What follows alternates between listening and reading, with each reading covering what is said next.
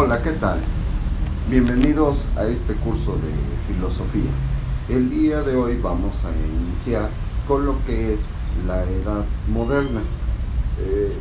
Tiene características muy especiales porque implica un derrumbe de modelos de ver y de interpretar y estudiar la realidad. Pero entre la Edad Media y la Edad Moderna se da un periodo que se conoce como Renacimiento, que propiamente significa volver o renacer a lo que es la cultura clásica, principalmente la griega. Dentro de este renacimiento van a surgir personas muy relevantes, muy importantes, en cuanto que van a pensar, reflexionar sobre el mundo y a exponer ideas distintas. Como sabemos, existía una hegemonía de la Iglesia durante toda la Edad Media y era pues propiamente un pensamiento único. Al finalizar la Edad Media, que es ya al final de la época del periodo de la escolástica, van a surgir algunos personajes y que van a ir dando pie a entrar a una nueva edad que es la Edad Moderna. Dentro de esto, pues bueno, podemos mencionar a Copérnico, que como sabemos fue alguien que introdujo una nueva forma de estudiar la realidad a partir de otros procedimientos. Entonces, para Copérnico, en Copérnico se habla de lo que es el giro copernicano, que consiste en pasar de una postura geocéntrica a una postura heliocéntrica. Es decir, la Tierra ya no es el centro, sino que va a ser el Sol. Entonces, los planetas giran alrededor del Sol. Esta postura, por supuesto, va a modificar muchas cosas, pero también una resistencia por parte de ese pensamiento hegemónico que estaba regido por la Iglesia, puesto que aquí vemos que la experiencia nos dice que el Sol es el que está saliendo para nosotros desde la postura de la Tierra, desde el lugar en donde nosotros habitamos. El Sol es el que se está moviendo. No tenemos conciencia de que la Tierra es la que está girando alrededor del Sol. De hecho, hasta todavía decimos, ya salió el Sol, ya se metió el Sol, como si esta actividad fuera propiamente del Sol y la Tierra estuviera en un momento estático. Ciertamente ya los nuevos descubrimientos van a ir dando pie a este cambio de posición, este cambio de visión sobre lo que es el mundo. Esto, por supuesto, va a traer grandes consecuencias, sobre todo desde el poder del saber. ¿Quién dominaba el conocimiento? ¿Quién tenía la facultad para decir lo que era verdadero y lo que era falso? Pues bueno, en ese momento era la Iglesia y trajo grandes consecuencias sobre muchos pensadores. También tenemos el caso de Giordano Bruno, que va a aceptar propiamente la postura de Copérnico, nada más que a Giordano Bruno pues sí le va a ir peor, puesto que va a ser de los que fueron quemados en la hoguera. Y tenemos también a Pico della Mirandola, que fue un humanista, pues propiamente un inaugurador de lo que es el humanismo, y él se va a centrar en lo que es la libertad del ser humano. Entonces, aquí hay algo que va a romper con la etapa medieval, en cuanto que en la Edad Media se imponía en la forma de pensar, se decía qué era lo que se tenía que hacer. Con Pico della Mirandola, el ser humano es el que es capaz de poderse autodeterminar a sí mismo, es capaz de poderse crear a sí mismo. Y entonces aquí hablamos de un tema que es la libertad. El ser humano se descubre libre y que es capaz de ir moldeando su vida. Eso, por supuesto, también va a traer ciertas consecuencias posteriores dentro de lo que va a ser el pensamiento de la modernidad. Otro personaje importante fue Martín Lutero, para quien propiamente va a mostrar un pensamiento contrario al de la Iglesia, o se va a oponer a muchas cosas que la Iglesia tenía, sobre todo en estos vicios de corrupción, como es el caso de la venta de indulgencias. Entonces esto Martín Lutero lo va a criticar fuertemente, porque ahora resulta que la salvación se puede comprar, y por supuesto pues no cualquiera la podía comprar, sino aquellos que tenían cierto poder económico. Hubo otras cosas dentro de este orden, puesto que Martín Lutero también va a introducir otro pensamiento distinto al que se había generado dentro de lo que es la tradición, el pensamiento de la Iglesia, puesto que la Iglesia descansa, o todo su pensamiento descansa en tres fuentes: lo que es la Biblia, lo que es la tradición y lo que es la enseñanza. Es Sagradas Escrituras, tradición y magisterio. Así, esos son las tres fuentes en la cual descansa toda la doctrina de la Iglesia. Para Martín Lutero, pues va a quitar todo eso, y solamente va a quitar tanto la tradición como el magisterio, y se va a quedar solamente con lo que son las Sagradas Escrituras. De ahí viene lo que se conoce como la libre interpretación. De hecho, Martín Lutero fue el primero que va a hacer una traducción de la Biblia del latín al alemán, puesto que él era o vivía en esa región de lo que hoy se conoce como Alemania. Todo este derrumbe de certezas, todo este derrumbe de verdades que prevaleció durante 1000 años, pensando en que la Edad Media inició en el siglo V y terminó en el siglo XV, pues va a llevar a ciertos cuestionamientos en torno a lo que es la verdad. ¿Qué es lo que conocemos?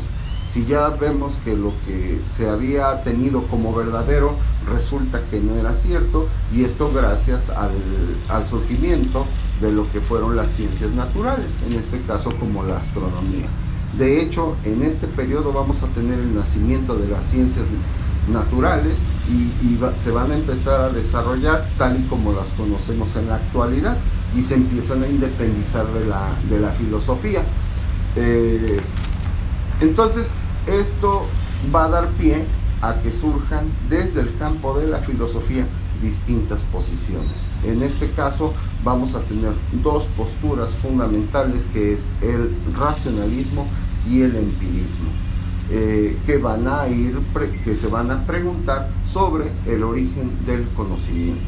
¿De dónde se origina el conocimiento?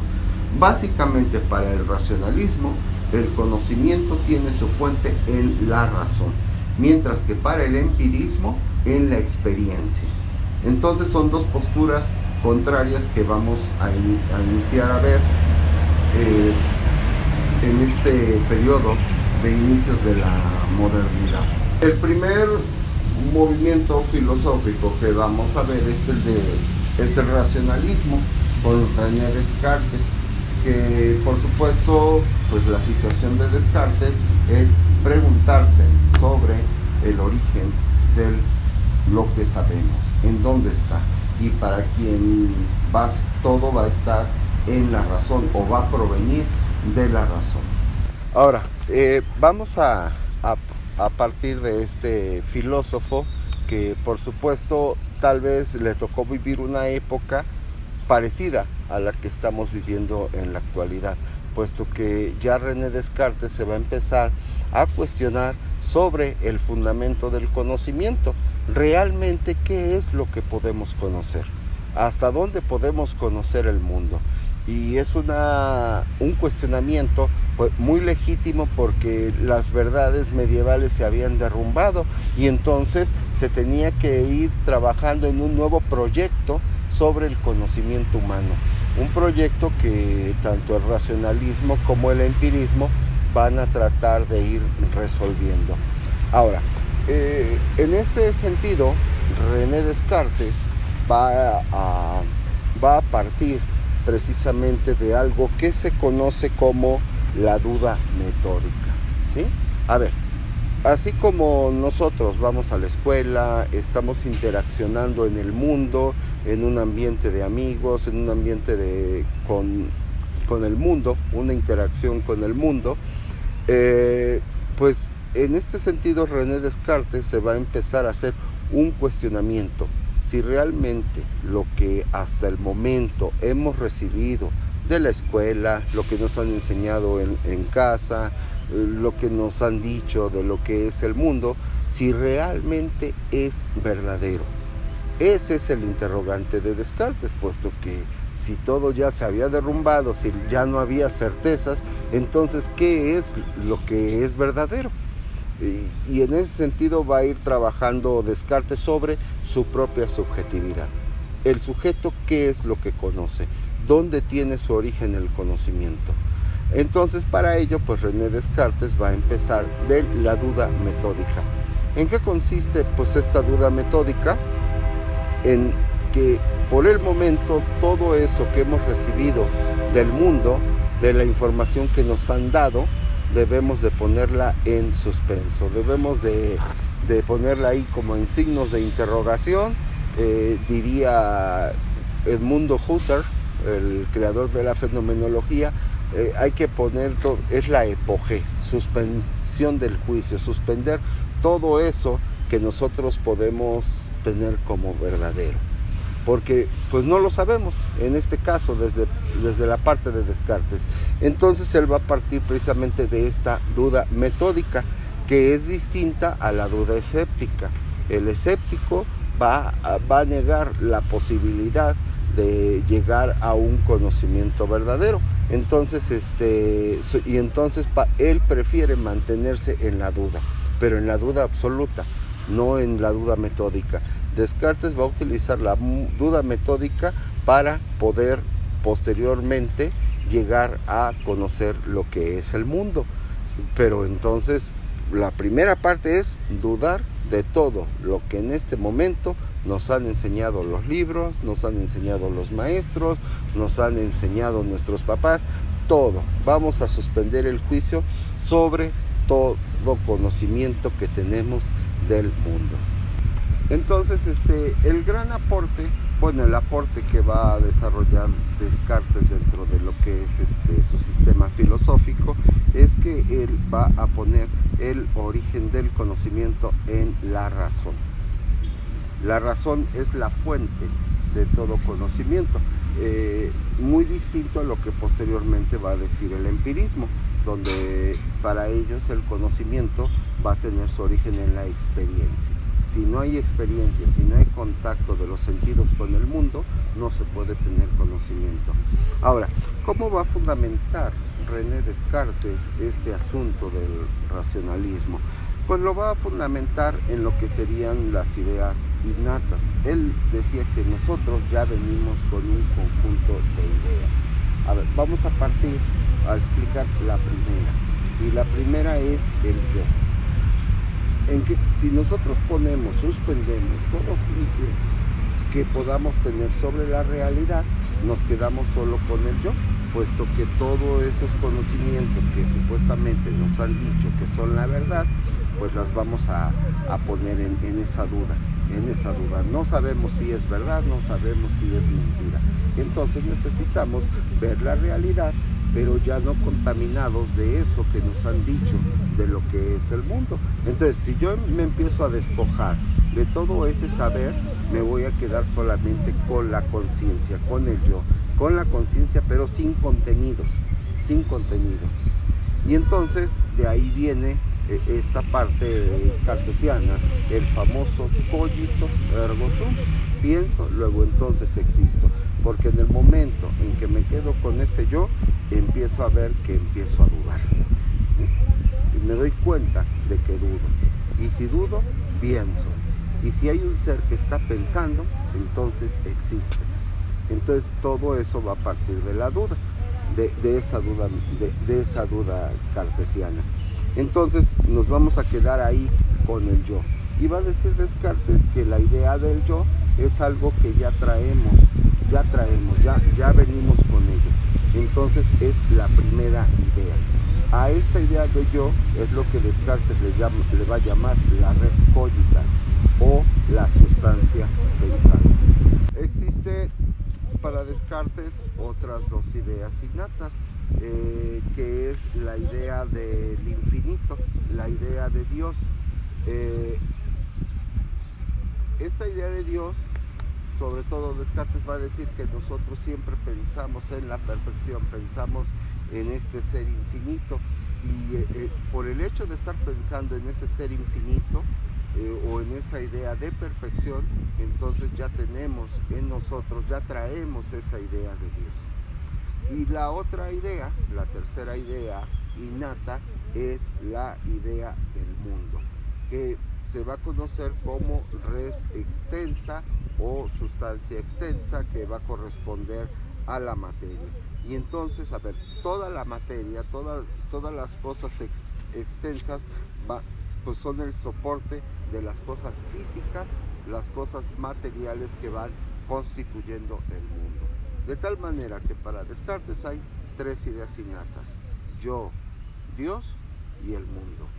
La res cogitans, la res infinita y la res extensa. Fundamentalmente este es el pensamiento cartesiano.